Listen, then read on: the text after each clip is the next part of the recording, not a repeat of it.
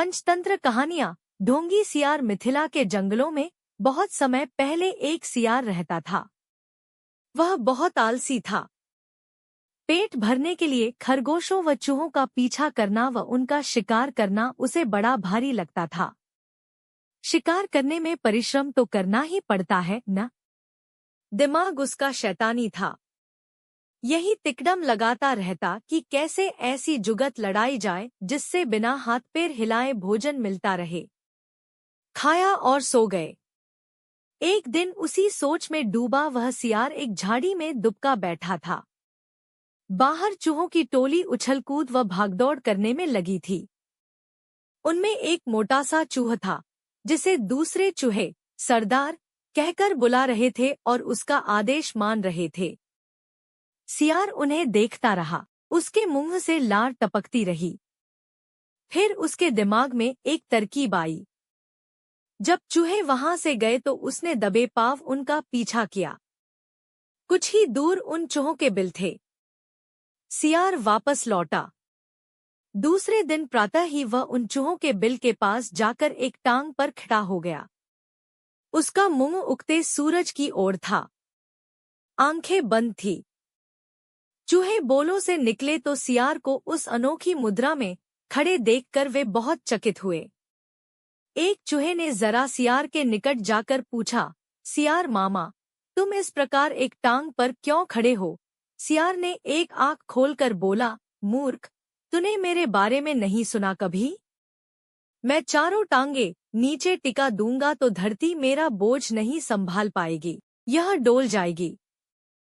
साथ ही तुम सब नष्ट हो जाओगे। तुम्हारे ही कल्याण के लिए मुझे एक टांग पर खड़े रहना पड़ता है। चूहों में खुसर पुसर हुई। वे सियार के निकट आकर खड़े हो गए। चूहों के सरदार ने कहा, हे महान सियार, हमें अपने बारे में कुछ बताइए। सियार ने ढोंग रचा, मैंने सैकड़ों वर्ष हिमालय पर्वत पर एक टांग पर खड़े होकर तपस्या की। मेरी तपस्या समाप्त होने पर एक टांग पर खड़े होकर तपस्या की। मेरी तपस्या समाप्त होने पर सभी देवताओं ने मुझ पर फूलों की वर्षा की। भगवान ने प्रकट होकर कहा कि मेरे तप से मेरा भार इतना हो गया है कि मैं चारों पैर धरती पर रखूं तो धरती गिरती हुई ब्रह्मांड को फोड़कर दूसरी ओर निकल जाएगी। धरती मेरी पार ही टिकी रहेगी। तब से मैं एक टांग पर ही खड़ा हूँ। मैं नहीं चाहता कि मेरे कारण दूसरे जीवों को कष्ट हो। सारे चूहों का समूह महातपस्वी सियार के सामने हाथ जोड़कर खड़ा हो गया। एक चूहे ने पूछा, तपस्वी मामा, आपने अपना मुंह सूरज की ओर क्यों कर रखा है? सियार ने उत्तर दिया, सूर्य की पूजा के लिए। और आपका मुंह क्यों खुला है? दूसरे चूहे ने कहा, हवा खाने के लिए। मैं केवल हवा खाकर जिंदा रहता हूँ। मुझे खाना खाने की जरूरत नहीं पड़ती। मेरे तप का बल हवा को ही पेट में भांति भांति के पकवानों में बदल देता है। सियार बोला। उसकी इस बात को सुनकर चूहों पर जबरदस्त प्रभाव पड़ा। अब सियार की ओर से उनका सारा भय जाता रहा। वे उसके और निकट आ गए। अपनी बात का असर चूहों पर होता देख मक्कार सियार दिल ही दिल में खूब हंसा। अब चूहे महातपस्वी सियार के भक्त बन गए।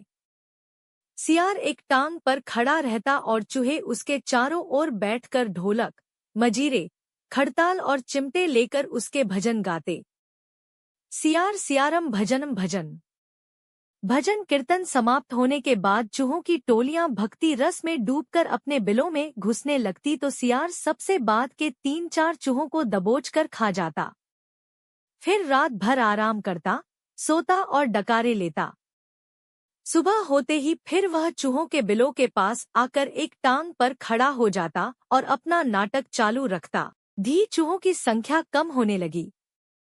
चूहों के सरदार की नजर से यह बात छिपी नहीं रही। एक दिन सरदार ने सियार से पूछ ही लिया, हे महात्मा सियार, मेरी टोली के चूहे मुझे कम होते नजर आ रहे हैं। ऐसा क्यों हो रहा है? सियार ने आशीर्वाद की मुद्रा में हाथ उठाया, हे चतुर मूषक, यह तो होना ही था। जो सच्चे मन से मेरी भक्ति लरेगा, वह सशरीर बैकुंठ को जाएगा। बहुत से चूहे भक्ति का फल पा रहे हैं।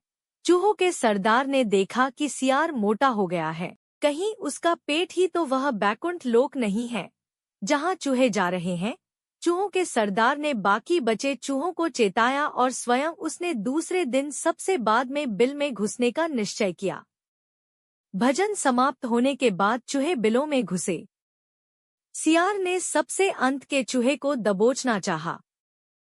चूहों का सरदार पहले ही चौकन्ना था। वह दांव मारकर सियार का पंजा बचा गया। असलियत का पता चलते ही वह उछलकर सियार की गर्दन पर चढ़ गया और उसने बाकी चूहों को हमला करने के लिए कहा। साथ ही उसने अपने दांत सियार की गर्दन में गड़ा दिए।